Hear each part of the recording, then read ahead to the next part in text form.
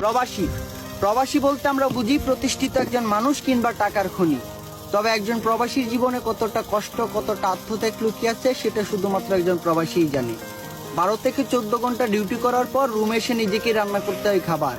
ভোরবেলায় ঘুম ঘুম চোখ নিয়ে ডিউটিতে যেতে হয় আবার। যদি কখনো হয় জ্বর, সর্দি কিংবা কাশি, তবে সেবা করার মতো কেউ নেই, কারণ তারা তো প্রবাসী। বছরে 2টি ঈদ যায়, তবে পরিবারের মানুষদের সাথে ঈদ পালন করার সৌভাগ্যটুকু নাই।